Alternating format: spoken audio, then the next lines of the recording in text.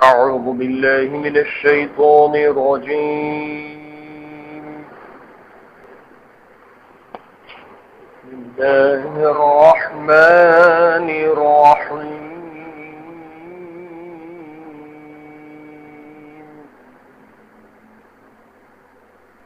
ما جعل الله لرجل من قلبين في جوفه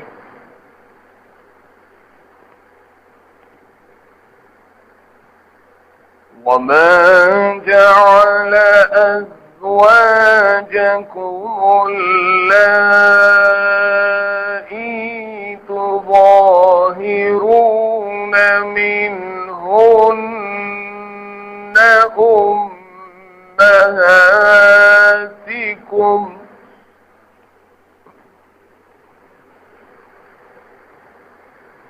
وما جعل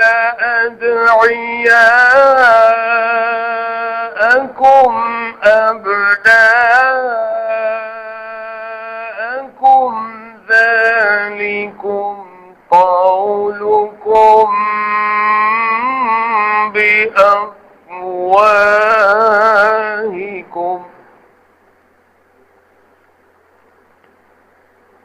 والله يقول الحق وهو يهدي السبيل.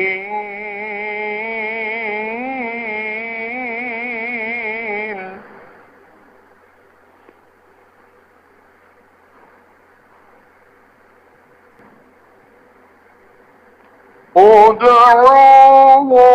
لآبائهم هو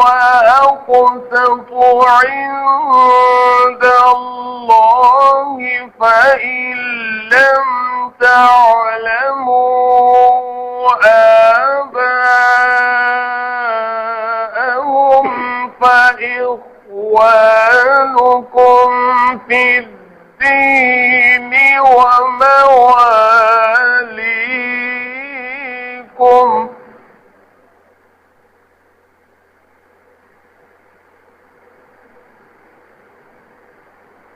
وليس عليكم جناح فيما أخطأتم به ولكن ما تعمدت قلوبكم وكان الله غفورا رحيما. صدق الله العظيم.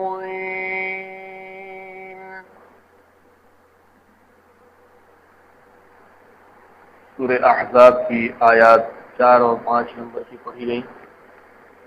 ترجمہ سماعت کیجیے. اور اللہ نے رکھے نہیں کسی مرد کے 2 دل اس کے اندر، اور نہیں کیا تمہاری عورتوں کو جن کو ماں کہہ بیٹھے ہو سچی مائیں تمہاری، اور نہیں کیا تمہارے لے پالکوں کو تمہارے بیٹے. یہ تمہاری بات ہے اپنے منہ سے نکلی ہوئی، اور اللہ کہتا ہے ٹھیک بات اور وہی سجاتا ہے راہ. پکارو لے پالکوں کو ان کے باپ کی طرف نسبت کر کے، یہی پورا انصاف ہے اللہ کے یہاں. پھر اگر نہ جانتے ہو ان کے باپ کو تو تمہارے بھائی ہیں دین میں اور رفیق ہیں، اور گناہ نہیں تم پر جس چیز میں چوک ہو جاؤ، پر وہ جو دل سے ارادہ کرو، اور ہے اللہ بخشنے والا مہربان. اللہ تعالیٰ نے کسی شخص کے سینے میں 2 دل نہیں بنائے، اور اسی طرح تمہاری ان بیویوں کو جن سے تمہارے زہار کر لیتے ہو تمہاری ماں نہیں بنایا، اور اسی طرح سمجھ لو کہ تمہارے منہ بولے بیٹوں کو تمہارا سچ مچ کا بیٹا بھی نہیں بنایا. یہ صرف تمہارے منہ سے کہنے کی بات ہے جو غلط ہے، واقعے کے مطابق نہیں. اور اللہ تعالیٰ حق بات فرماتا ہے اور وہی سیدھا راستہ بتلاتا ہے. اور جب منہ بولے بیٹے واقع میں تمہارے بیٹے نہیں تو تم ان کو متبنہ بنانے والوں کا بیٹا مت کہو، بلکہ ان کے حقیقی باپوں کی طرف نسبت کیا کرو،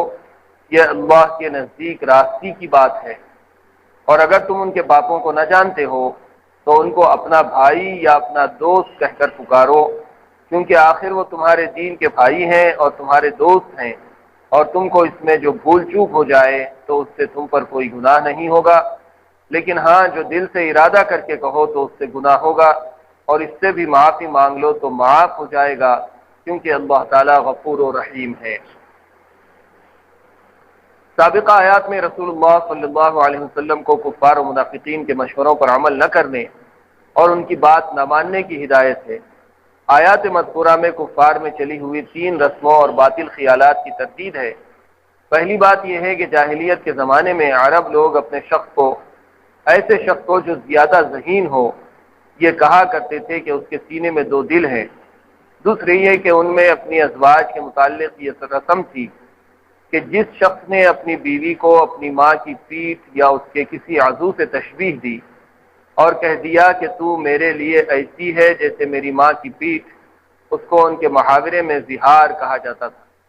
جو زہر سے مشتق ہے۔ زہر کے معنی ہیں پیٹھ، اور ان کا خیال یہ تھا کہ جس شخص نے اپنی بیوی سے زہار کر لیا وہ ہمیشہ کے لیے اس پر حرام ہو گئی۔ تیسرے یہ کہ ان میں ایک رسم یہ تھی کہ ایک آدمی کسی دوسرے کے بیٹے کو اپنا متبنہ منہ بولا بیٹا بنا لیتا تھا، اور جو اس طرح بیٹا بناتا یہ لڑکا اسی کا بیٹا مشہور ہو جاتا اور اسی کا بیٹا کہہ کر پکارا جاتا تھا، اور ان کے نزدیک یہ منہ بولا بیٹا تمام احکام میں اصلی بیٹے کی طرح مانا جاتا تھا۔ مثلا میراث میں بھی اس کی اولاد کے ساتھ مثل حقیقی اولاد کے شریک ہوتا تھا، اور نسبی رشتے سے جن عورتوں کے ساتھ نکاح حرام ہوتا ہے یہ منہ بولے بیٹے کے رشتے کو بھی ایسا ہی قرار دیتے۔ مثلا جیسے اپنے حقیقی بیٹے کی بیوی سے اس کے طلاق دینے کے بعد بھی نکاح حرام رہتا ہے، یہ منہ بولے بیٹے کی بیوی کو بھی بعد طلاق اس شخص کے لیے حرام سمجھتے تھے۔ زمانے جاہلیت کے 3 باطل خیالات اور رسوم تھے، جن میں سے پہلی بات اگرچہ مذہبی عقیدے یا عمل سے متعلق نہیں تھی،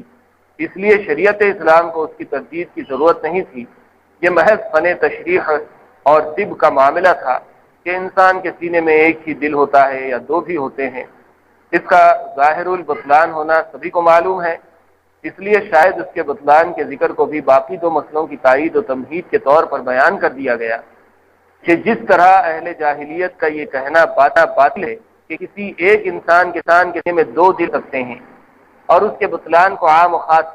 سبھی جانتے ہیں، اسی طرح زہار اور متبنہ کے مسائل میں بھی ان کے خیالات باطل ہیں۔ باقی 2 مسئلے، ایک زہار، دوسرے متبنہ بیٹے کے احکام، یہ ان معاشرتی اور عائلی مسائل میں سے ہیں جن کی اسلام میں خاص اہمیت ہے، یہاں تک کہ ان کے جزئیات اور تفصیلات بھی حق تعالیٰ نے قرآن میں خود ہی بیان فرمائی ہیں۔ دوسرے معاملات کی طرح صرف اصول بیان کر کے تفصیلی بیان کو پیغمبر کے حوالے نہیں فرمایا۔ ان دونوں مسئلوں میں اہل جاہلیت نے اپنی بے بنیاد خواہشات سے حلال و حرام اور جائز و ناجائز کے خود ساختہ قوانین بنا رکھے تھے۔ دین حق کا فرض تھا کہ ان باطل رسوم و خیالات کا ابطال کر کے حق بات واضح کرے، اس لیے بیان فرمایا وَمَا جَعَلَ أَزْوَاجَكُمُ اللَّائِي تُظَاهِرُونَ مِنْهُنَّ أُمَّهَاتِكُمْ، یعنی تمہارا یہ خیال غلط ہے کہ اگر کسی نے بیوی کو ماں کے برابر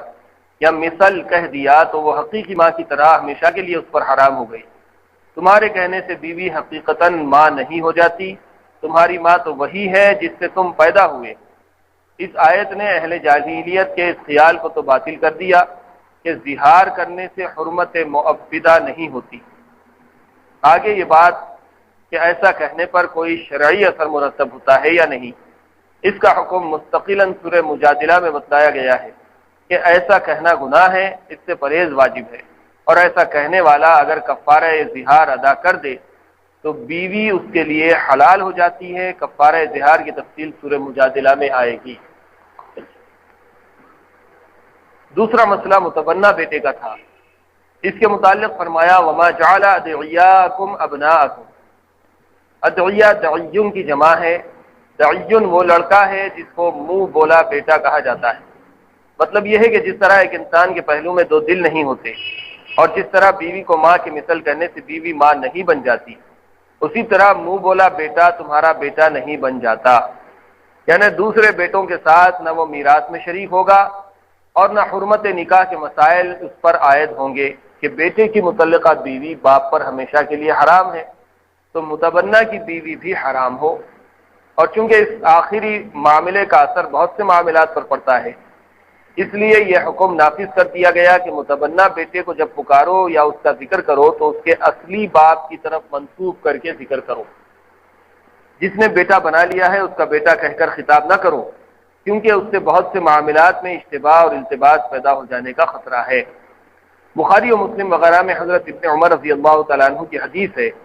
کہ اس آیت کے نازل ہونے سے پہلے ہم زید بن حارثہ رضی اللہ تعالی عنہ کو زید بن محمد کہا کرتے تھے، کیونکہ رسول اللہ صلی اللہ علیہ وسلم نے ان کو متبنہ بنا لیا تھا۔ اس آیت کے نزول کے بعد ہم نے یہ عادت چھوڑ دی۔ مسئلہ اس سے ایک مسئلہ یہ معلوم ہوا کہ اکثر آدمی جو دوسروں کے بچوں کو بیٹا کہہ کر پکارتے ہیں، جبکہ محض شفقت کی وجہ سے ہو، متبنہ قرار دینے کی وجہ سے نہ ہو، تو یہ اگرچہ جائز ہے مگر پھر بھی بہتر نہیں کہ صورتاً ممانعت میں داخل ہے۔ اور یہی وہ معاملہ ہے جس نے قریش عرب کو مغالطے میں ڈال کر ایک بہت بڑے گناہ عظیم کا مرتکب بنا دیا کہ رسول کریم صلی اللہ علیہ وسلم پر یہ الزام لگانے لگے کہ آپ نے اپنے بیٹے کی متعلقہ بیوی سے نکاح کر لیا، حالانکہ وہ آپ کے بیٹے نہ تھے بلکہ متبنہ تھے، جس کا ذکر اسی صورت میں آگے آنے والا ہے۔ سورہ احزاب مدنی صورت ہے، اور اس سے پہلے کئی بار یہ بات کہی جا چکی ہے کہ مدنی صورتوں میں احکام و مسائل کا بیان زیادہ ہے اور مکی صورتوں میں عقائد کا بیان ہے۔ وحدانیت، توحید، رسالت اور آخرت کے متعلق مکی صورتوں میں زیادہ تر بیان ہے، اور مدنی صورتوں میں ذاتی احکامات، آئلی کا مطلب ہے پرسنل، جو گھر سے فیملی سے متعلق ہوتے ہیں، رشتہ داریاں، جیسے کہ یہاں بیوی اور ماں کے متعلق مسائل ہیں،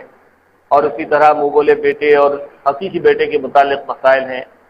ایسے مسائل یا اجتماعی مسائل یا حلال و حرام کے مسائل مدنی صورتوں میں ہوتے ہیں۔ اب یہاں پر یہ آیت نمبر 4 اور 5 میں اسی طرح کے مسائل پر اللہ تعالیٰ نے احکامات دیے ہیں، جیسا کہ فرمایا ان آیات میں 3 مسائل پر اللہ تعالیٰ نے احکامات دیے ہیں۔ پہلا مسئلہ تو یہ ہے کہ ما جعل اللہ لرجل من قلبین فی جوفہ، اللہ تعالیٰ نے کسی مرد کے سینے میں اس کے 2 دل نہیں رکھے۔ ہر آدمی کو ایک ہی دل ہے، اور یہ بات سب کے اوپر واضح ہے۔ اگر کوئی کہے کہ میرے سینے میں 2 دل ہیں تو کوئی اس پر یقین نہیں کرے گا،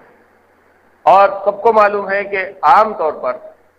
لاکھوں کروڑوں انسانوں میں کوئی ایک انسان بھی شاید ایسا نہیں ہوتا جس کے سینے میں 2 دل ہوں۔ کوئی عجیب الخلقت انسان پیدا ہو جائے، جیسے کہ کبھی ایسا ہوتا ہے کہ کسی کو 2 کے بجائے 4 ہاتھ ہوتے ہیں، 5 کے بجائے 6-8 انگلیاں ہوتی ہیں،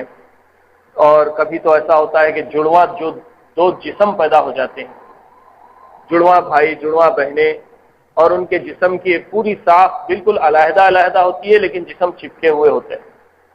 2 سر ہے، 2 پیر ہیں، 4 آنکھیں ہیں، 2 منہ ہیں، 2 ناک ہے، ہر چیز 2 ہے، خالی بیچ میں سے کٹ کر کے الگ کر دیے تو 2 علیحدہ علیحدہ انسان بن سکتے ہیں۔ ایسی صورتیں بھی پیش آتی رہتی ہیں، اور کبھی کبھار لاکھوں میں کوئی ایک آدھ انسان ایسا ہوتا ہے کہ اس کے ہاتھ الگ ہوتے ہیں، پیر الگ ہوتے ہیں، آنکھیں علیحدہ ہوتی ہیں، ناک کے نقشے الگ ہوتے ہیں، یہ کبھی کبھار۔ لیکن عام طور پر جو انسان اللہ تعالیٰ نے پیدا کیے ہیں ان میں ایسی مثال ڈھونڈنا بہت مشکل ہے کہ کسی کے سینے میں 2 دل ہوں۔ لیکن عرب میں کوئی آدمی بہت ذہین ہوتا، بڑا انٹیلیجنٹ ہوتا، تو اس کے متعلق لوگ یہ کہتے تھے کہ اس کے سینے میں 2 دل ہیں، تبھی تو یہ اتنا ذہین ہے، اتنا ہوشیار ہے، بڑے بڑے کام کر دیتا ہے، اس کا حافظہ بہت تیز ہے، اس کے سینے میں 2 دل ہیں۔ لوگ اس طرح سے کہا کرتے ہیں۔ آج بھی ہمارے پاس کوئی آدمی بہت ذہین ہے اور بہت تیز ہے، بہت فاسٹ ہے، بہت انٹیلیجنٹ ہے، تو اس کے بارے میں لوگ یوں ہی کہتے ہیں کہ اس کے سر میں 2 بھیجے، 2 دماغ والا آدمی ہے، بہت تیز دماغ والا ہے، اس کا سر بڑا ہے، اس کا دماغ بڑا ہے، ایسی باتیں ایسے ہی کہتے ہیں۔ عام طور پہ تو ان باتوں کے کہنے کا منشا اور مقصد یہ ہوتا ہے کہ یہ عام لوگوں سے زیادہ انٹیلیجنٹ ہے، حقیقت میں سر کھول کے دیکھا جائے تو اس کے اندر 2 بھیجے ہیں، ایسی بات نہیں ہوتی۔ حقیقت میں سینہ کھول کے دیکھا جائے تو اس کے سینے میں 2 دل ہیں، ایسی بات نہیں ہوتی، بلکہ مطلب یہ ہوتا ہے بیان کرنے کا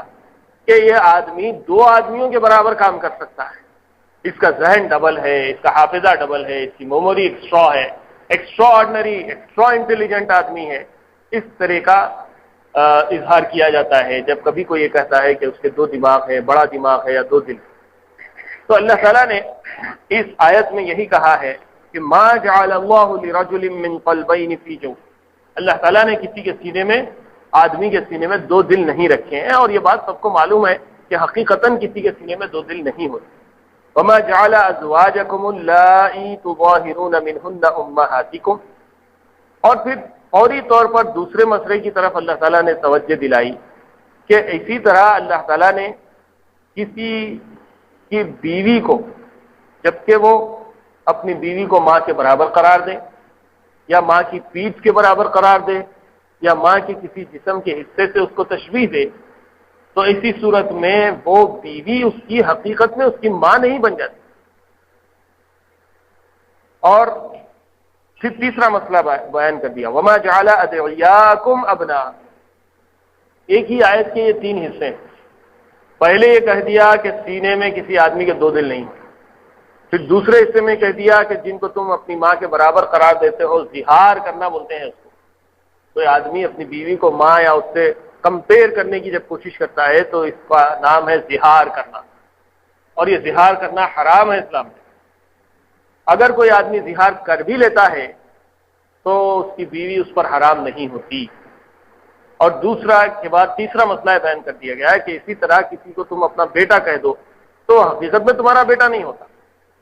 ذالکم قولکم بافواہکم، یہ تینوں باتیں، ایک سینے میں 2 دل کہنا، بیوی کو ماں کہنا، یا جو ہے کسی اور کی اولاد کو اپنا بیٹا کہنا،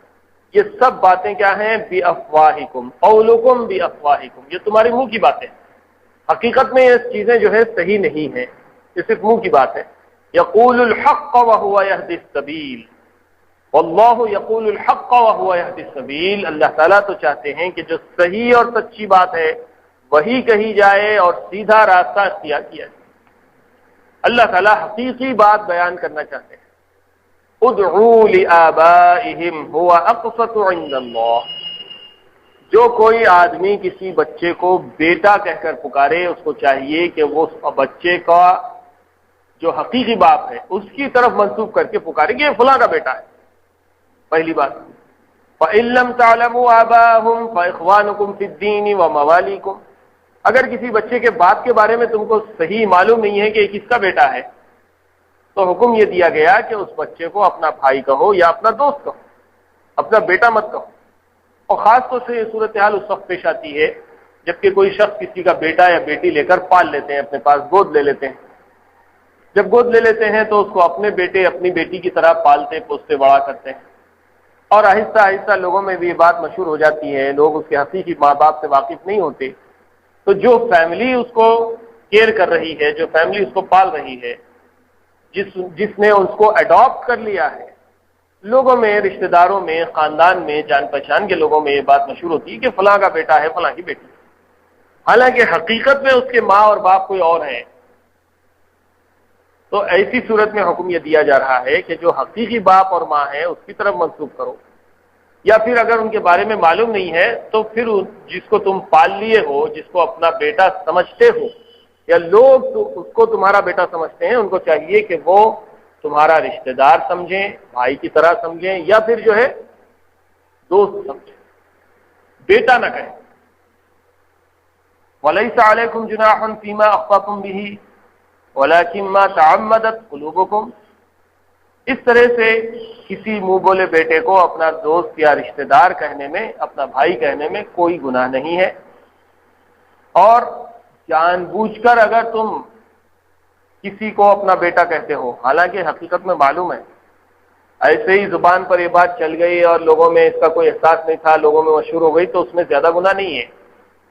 لیکن جانتے بوجھتے ہوئے کہ اللہ کے حکم کے خلاف ہے، پھر بھی کسی غیر کے بیٹے کو اپنا بیٹا، کسی غیر کی بیٹی کو اپنی بیٹی کہو گے تو پھر یہ تم پر بڑا گناہ ہوگا۔ اور کان اللہ غفور الرحیم، ان تمام حالات میں اگر تم اللہ سے توبہ کر لو گے تو اللہ تعالیٰ معاف کرنے والا، بڑا رحم کرنے والا ہے۔ جیسے کہ مسائل بیان کیے گئے، ایک بات تو یہ بیان کی گئی کہ اصل میں اللہ تعالیٰ کو یہاں دو مسئلے بیان کرنا ہے۔ پہلا مسئلہ بیوی کے ساتھ زہار کرنے کا، اور دوسرا مسئلہ منہ بولے بیٹے کے متعلق۔ لیکن اس سے پہلے اللہ تعالیٰ نے ایک سینے میں دو دل جس طرح نہیں ہوتے اس کو بیان کیا، تو اس کی وجہ کیا ہے؟ ہر آدمی یہ بات کی حقیقت سے واقف ہے کہ کسی کے ایک سینے میں دو دل نہیں ہو سکتے۔ یہ بالکل اظہر من الشمس ہے، جیسے سورج کی روشنی بالکل ظاہر ہو جاتی ہے، ایسے ہی یہ حقیقت اٹل ہے کہ کسی کے سینے میں دو دل نہیں ہوتے۔ اس کو یاد دلا کے اللہ تعالیٰ باقی دو مسائل کو بیان کر رہے ہیں کہ جیسا ایک سینے میں دو دل کا نہ ہونا سب کو معلوم ہے، ایسے ہی کسی کو اپنی بیوی کو ماں کہہ دینا سے وہ ماں نہیں ہو جاتی، یہ بھی ایسے ہی اٹل ہے۔ اور کسی اور کے بیٹے کو اپنا بیٹا کہہ دینے سے وہ ان کا بیٹا نہیں ہو جاتا، یہ بھی ایسے ہی اٹل ہے، جیسے ایک سینے میں دو دل نہیں ہوتے، یہ اٹل ہے۔ یہ اصل میں اللہ تعالیٰ نے بیان کیا ہے۔ اور دوسرا مسئلہ جو بیوی سے متعلق ہے، اس کے بارے میں مزید تفصیلات سورہ مجادلہ میں ہیں، 28ویں پارے کے پہلے حصے میں۔ اس زمانے میں طلاق دینے کا بھی ایک طریقہ تھا، عورتوں کو ستانے کا بھی ایک طریقہ تھا کہ کسی عورت سے انبن ہو جائے اس کو ستانا ہے، لڑتی میں ڈال دینا، پیچھ اثر لٹکا کے چھوڑ دینا، نہ طلاق دینا نہ بیوی بنا کے رکھنا۔ ایسے طریقے بھی تھے، اور اس میں ایک طریقہ زہار کا بھی تھا۔ اور بعض مرتبہ لوگ فرط محبت میں غیر معمولی محبت کا جب اظہار کرتے تو اپنی بیوی کو اپنی ماں سے تشبیہ دینے لگتے تھے، وہ بھی ایک الگ صورت ہے۔ ایسی ہر صورت کا علاج اللہ تعالیٰ نے قرآن مجید میں بتلایا اور واضح ہر طرف یہ کر دیا، اس آیت میں بھی اور سورہ مجادلہ کی آیات میں بھی یہ بات واضح کرتی کہ دیکھو تمہاری ماں جو ہوتی ہے حقیقت میں وہی تمہاری ماں ہے جس نے تم کو جنم دیا، جس کے پیٹ سے تم پیدا ہوئے، وہی دراصل تمہاری ماں ہے۔ اس سے ہٹ کے کوئی اور عورت کسی کو بھی تم ماں کہہ لو تو وہ ماں نہیں ہو سکتی۔ عزت و احترام کے اعتبار سے کوئی بڑی عمر کی عورت کو آدمی اپنی ماں کہتا ہے تو یہ عزت دینے کا ایک طریقہ ہے، لیکن خاص طور سے بیوی کو ماں کہنا یہ بہت بری بات ہے، بڑی بات ہے، اللہ کے نزدیک یہ بہت بڑی بات ہے۔ اس لیے احتیاط اس میں کرنا چاہیے مسلمانوں کو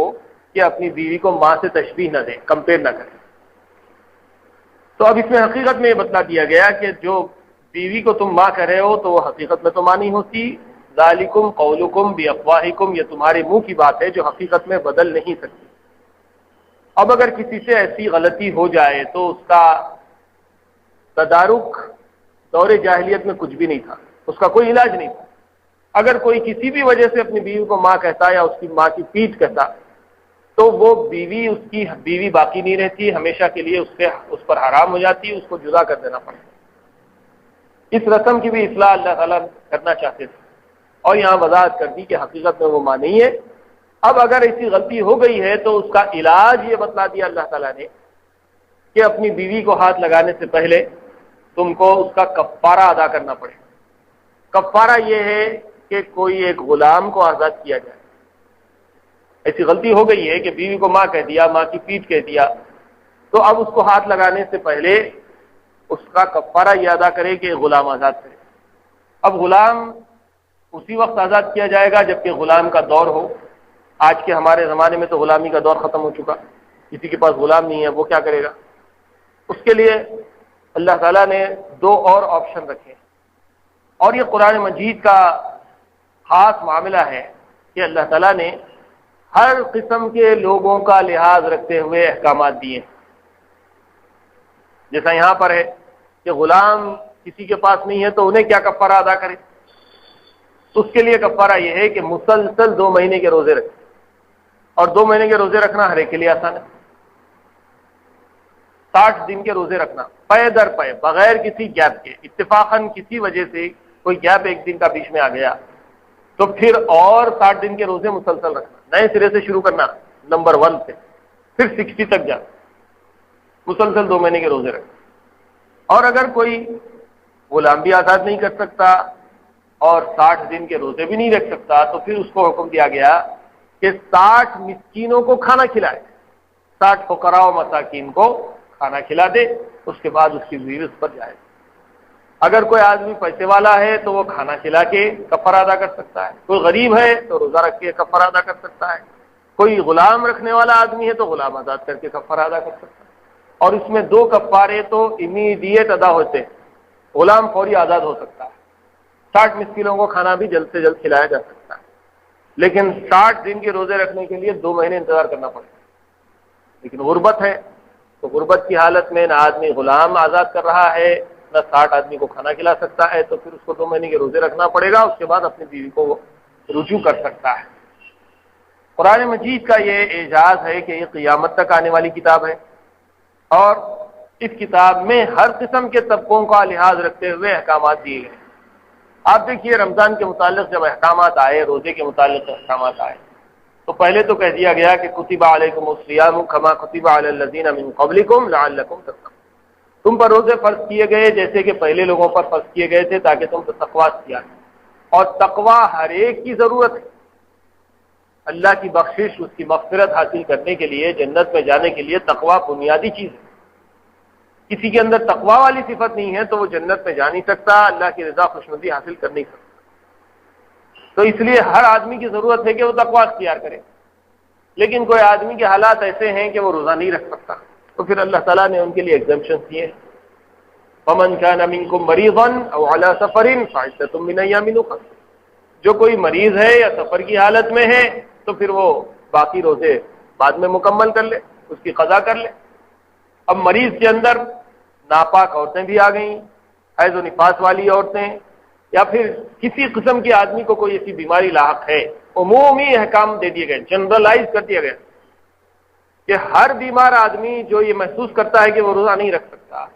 یہ جس کو ڈاکٹر نے حکم دے دیا ہے کہ اب تمہارا روزہ رکھنا صحت کے بگاڑ کا سبب ہوگا، بیماری میں اضافہ ہوگا، کمزوری ہوگی، مزید نقصان ہونے کا اندیشہ ہے، تو ایسے آدمی کو اجازت ہے کہ وہ بعد میں روزے مکمل کرے۔ اسی طرح سفر میں ہے، چاہے وہ کتنا ہی آرام دہ سفر کیوں نہ ہو، ہوائی جہاز کا سفر ہو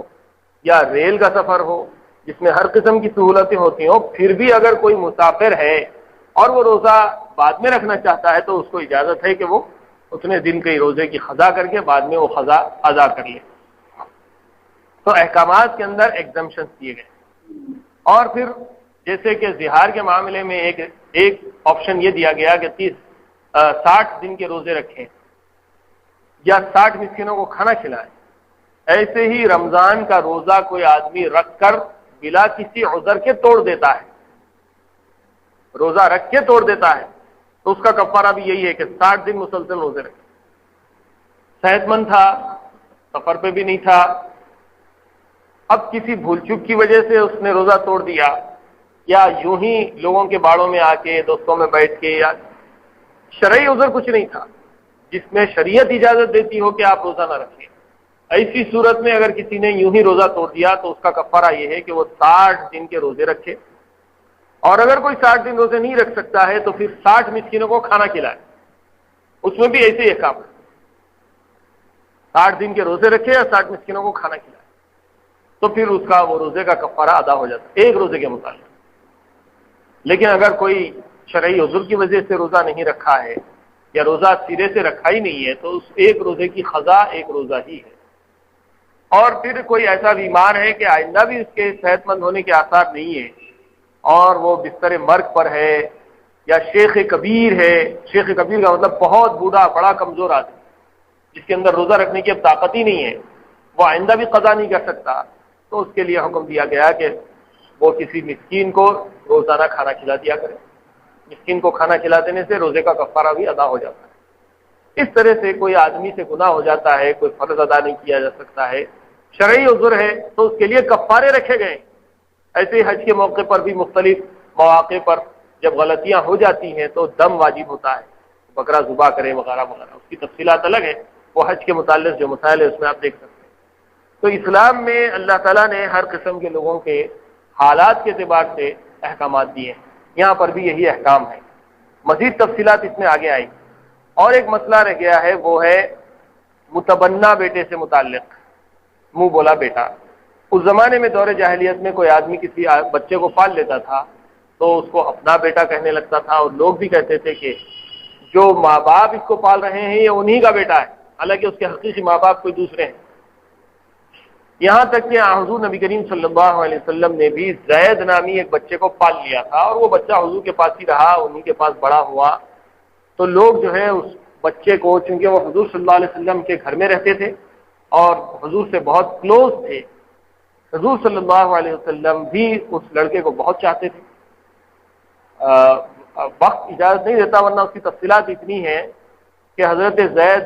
بن حارثہ تھے، ان کے باپ کا نام حارث تھا۔ تو زید بن حارثہ جب 10-12 سال کے ہو گئے حضور صلی اللہ علیہ وسلم کے پاس، اور ان کے والدین کو پتہ نہیں تھا کہ زید کہاں چلے گئے، کیا ہے، کسی طرح سے وہ حضور کے پاس آ گئے تھے اور حضور کے غلامی میں رہنے لگے تھے۔ حضور نے ان کو اپنا بیٹا کہہ دیا تھا، تو لوگ بھی ان کو زید بن محمد کہتے تھے، یہ محمد کا بیٹا زید ہے کہا کرتے۔ بہت دنوں تک یہ بات مشہور تھی، صحابہ کرام بھی زید بن محمد کہتے تھے، لیکن جب یہ آیتیں نازل ہوئی سورہ احزاب اور سورہ مجادلہ کی، تو اس کے بعد سے صحابہ کرام نے ان کو زید بن محمد کہنا چھوڑ دیا اور زید بن حارثہ کہنے لگے۔ اب سیرت کی، تفسیر کی اور تاریخ کی، احادیث کی جتنی کتابیں اسلامی ہیں، سب میں زید بن حارثہ ہی ان کا نام لکھا گیا، لیکن ابتدا میں زید بن محمد لکھا اور پڑھا جاتا تھا، بولا جاتا تھا، پکارا جاتا تھا۔ تو حضور صلی اللہ علیہ وسلم کے زمانے میں اور اس سے پہلے دور جاہلیت میں یہ رسم تھی کہ کوئی بچے کو پال لیتا تو اسی کا بچہ سمجھا جاتا تھا، اور اس کے ساتھ وہ سارے حقوق اور سارے رائٹس اس کو ملتے تھے جو ایک حقیقی بیٹے کو ملتے ہیں، جیسے جائیداد میں حصہ۔ اب حقیقی بچے کسی کے 2 ہیں اور کوئی ایک بچے کو بھی انہوں نے پال لیا ہے، تو اب وہ 3 بچوں کا حساب ہوتا تھا ان کے پاس، ہر چیز میں وہ 3 بچوں کا حساب۔ کھانے پینے پہننے اوڑھنے میں تو دیا جائے، اس میں کوئی حرج نہیں ہے، لیکن جائیداد کی تقسیم جب ہوتی تھی وراثت کی، تو اس میں بھی وہ 2 بچوں کے برابر یہ تیسرے بچے کو بھی حصہ دیا جاتا تھا، جو منہ بولا بیٹا، گود لیا ہوا بیٹا ہوتا تھا۔ اس سے منع کیا گیا۔ اسی طرح سے منہ بولا بیٹا اگر نکاح کر لے اور بعد میں اس نے اپنی بیوی کو طلاق دے دی، تو طلاق دینے کے بعد بھی وہ عورت اس بچے کے باپ کے لیے حرام ہی سمجھی جاتی تھی، اس لیے کہ وہ بہو ہے اور بہو کا مقام بیٹی کے برابر ہوتا ہے۔ اب وہ دوسرے کے لیے جائز نہیں ہو سکتی، اس سے وہ نکاح نہیں کر سکتا، شادی نہیں کر سکتا۔ اس رسم کو بھی اسلام نے توڑا، اور اسی صورت میں آگے آیتیں آ رہی ہیں جس میں یہ بات واضح کر دی گئی کہ اے نبی صلی اللہ علیہ وسلم، آپ اس بات سے ڈر رہے ہیں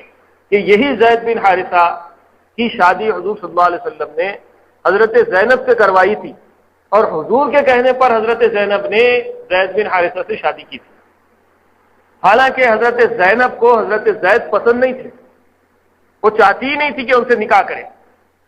لیکن حضور صلی اللہ علیہ وسلم کا حکم تھا، ٹال نہیں سکتی تھی، اس لیے شادی کر دی۔ لیکن شادی کے بعد وہ رشتہ نبھ نہیں سکا، اور دونوں میں اکثر و بیشتر انبن رہتی تھی۔ حضرت زید بھی نالاں تھے، حضرت زینب بھی ان سے نالاں تھی، دونوں میں بن نہیں رہی، یہاں تک کہ طلاق دینے کی نوبت آئی، اور اللہ تعالیٰ نے حضور صلی اللہ علیہ وسلم کو کہا کہ آگے آیتیں آ رہی ہیں، اسی سورہ کی آگے آیتیں آ رہی ہیں جس میں اللہ تعالیٰ نے حضور صلی اللہ علیہ وسلم سے کہا کہ اے نبی صلی اللہ علیہ وسلم، اس زینب سے جس کو زید نے طلاق دے دی ہے، ہم نے آپ کا نکاح اس خاتون سے کر دیا، اور حضرت زینب کا یہ خاص معاملہ ہے کہ وحی کے ذریعے سے بتلایا گیا کہ جس عورت سے نکاح کرنے کے لیے آپ ہچکچا رہے ہیں، پسو پیش کر رہے ہیں، ہیزیٹیٹ کر رہے ہیں کہ لوگ کیا کہیں گے کہ اپنے بیٹے کی بیوی سے نکاح کر لیا، اس لیے حضور ذرا آگے پیچھے ہو رہے تھے، تو اللہ تعالیٰ نے حضور صلی اللہ علیہ وسلم کو یہ بتایا کہ آپ کو اس عورت سے نکاح کرنے میں کیا چیز رکاوٹ بن رہی ہے، جس کا نکاح آپ کا اللہ تعالیٰ نے آسمانوں پر کر دیا۔ حضرت زینب بعد میں اس پر بڑا فخر کرتی تھی کہ تم سب خواتین کا نکاح، امہات المومنین کا، حضور کی ازواج کا نکاح تو زمین پر ہوا، اور میرا نکاح آسمانوں میں اللہ نے کیا۔ ایک اعزاز حضرت زینب کو یہ ملا کہ ان کا نکاح آسمانوں میں اللہ نے کیا، حضور صلی اللہ علیہ وسلم، اور دوسرا اعزاز حضرت زید کو ملا۔ آگے کی آیتوں میں آپ دیکھیں گے کہ حضرت زید کا نام قرآن مجید میں موجود ہے۔ اے نبی صلی اللہ علیہ وسلم، اس وقت کو یاد کیجئے جبکہ زید کی بیوی سے نکاح کرنے کے لیے آپ آگے پیچھے ہو رہے تھے، تو آپ کا نکاح اللہ نے اس میں آسمانوں میں ان کا نکاح کر دیا۔ اور صحابہ کرام میں بڑے بڑے درجے کے صحابہ کرام موجود ہیں، یہاں تک کہ حضرت ابو بکر کے بارے میں تو پوری امت کا یہ فیصلہ ہے کہ حضور صلی اللہ علیہ وسلم کے بعد کسی کا درجہ اور مقام ہے انبیاء کے بعد تو حضرت ابوبکر کا ہے۔ سب سے اعلیٰ ترین امتی، سب سے اعلیٰ ترین بندے پیغمبروں کے بعد وہ حضرت ابوبکر صدیق رضی اللہ تعالیٰ۔ لیکن حضرت ابوبکر کا ذکر قرآن مجید میں ہے مگر اشاروں کے ساتھ، صاحب ہی کے لفظ کے ساتھ ہے کہ آپ کے ساتھی آپ کے ساتھ تھے غار میں اس وقت جب کہ انہوں نے کہا تھا کہ ہمارا کیا ہوگا، تو اس وقت آپ نے اپنے ساتھی سے کہا تھا کہ گھبراؤ مت، غم مت کرو، اللہ ہمارے ساتھ۔ تو ساتھی کا لفظ استعمال ہوا لیکن ڈائریکٹ نام نہیں آیا۔ اس کے بالمقابل حضرت زید کا نام ڈائریکٹ قرآن مجید میں آیا۔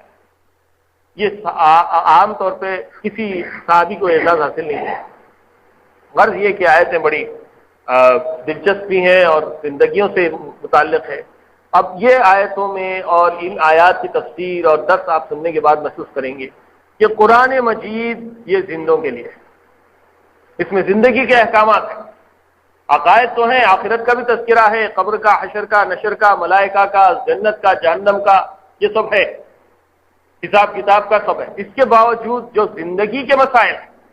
ایک آدمی زندہ رہے تو اس کو کیا کیا مسائل درپیش ہو سکتے ہیں، کن کن چیزوں سے سابقہ پڑ سکتا ہے، ان میں سے تقریباً سبھی بلکہ تمام احکامات اور تمام مسائل کو قرآن مجید نے کور کیا۔ اب اگر ہم اس کو قرآن مجید کو مردوں کے لیے پڑھیں گے، سورہ احزاب پڑھیں گے، تو سورہ احزاب سے مردے کا کیا تعلق ہے؟ کیا وہ کیا اپنے منہ بولے بیٹے کی بیوی سے نکاح کرنے والا ہے، یا اپنی بیوی کو زہار کرنے والا ہے، یا اپنے منہ بولے بیٹے کو جائیداد میں حصہ دینے والا ہے؟ کوئی تعلق نہیں ہے مردے سے، اس کا تعلق زندوں سے۔ اس لیے قرآن مجید زندوں کے لیے نازل کی گئی کتاب ہے، اس میں زندوں کے لیے احکامات ہیں۔ آگے آپ دیکھتے چلے آئیں گے، سورہ طلاق، نکاح کے متعلق مسائل ہیں، جائیداد کے متعلق مسائل ہیں، تجارت کے متعلق مسائل ہیں، اخلاق کے متعلق مسائل ہیں، چغلی مت کرو، جھوٹ مت بولو، الزام تراشی مت کرو۔ یہ سارے مسائل کیا کسی مردے سے متعلق ہو سکتے ہیں؟ یہ تو صرف زندے ہی ہیں جو اس پر عمل کر سکتے ہیں، اور انہی کو روکا جائے گا، انہی کو احکامات دیے جائیں گے۔ مردے کو کیا روکا جائے گا، کیا احکام دیے جائیں گے؟ اس کے اندر تو جان ہی نہیں ہے۔ تو یہ بات ذہن میں رہنی چاہیے کہ قرآن مجید زندوں کے لیے ہے، اور جب یہ زندوں کے لیے ہے تو زندوں کا کام یہ ہے کہ اس کو پڑھیں، اس کو سمجھیں، اور روزانہ پڑھیں، روزانہ سمجھنے کی کوشش کریں۔ آپ حضرات سے گزارش کرنا یہ ہے کہ آپ اور ہم جیسے آپ الحمدللہ اس میں بہت سے لوگ وہ ہیں جو پابندی سے یہاں آتے ہیں، اتوار کے دن بیٹھتے ہیں، قرآن مجید کا درس سنتے ہیں، لیکن اس کے علاوہ بھی اپنے گھروں میں بھی آپ قرآن مجید پڑھیں، اپنے بچوں کو پڑھائیں، اپنے گھر والوں کو پڑھائیں، اس کا ترجمہ آپ خود بھی کیجیے۔ جو ترجمے کا قرآن مجید آپ کے پاس ہے پڑھیے، جو چیز سمجھ میں آ گئی وہ تو آ جائے گی، جو نہیں سمجھ میں آئی علماء سے دریافت کر کے سمجھنے کی کوشش کیجیے، اس لیے کہ زندگی کی ضرورت ہے اور یہ زندگی سے متعلق ہے، ہم کو قرآن ہی کے مطابق زندگی گزار کے جانا ہے۔ اگر ہم نے اپنی زندگی قرآن کے خلاف گزار کر گئے اس دنیا سے تو پھر ہمارا آخرت کا معاملہ بہت ہی خسارے میں پڑ جائے گا۔ یہ گزارش آپ سے کرنی ہے۔ بہرحال اللہ تعالیٰ سے آخر میں دعا ہے کہ اللہ تعالیٰ مجھے اور آپ کو قرآن مجید کے پڑھنے،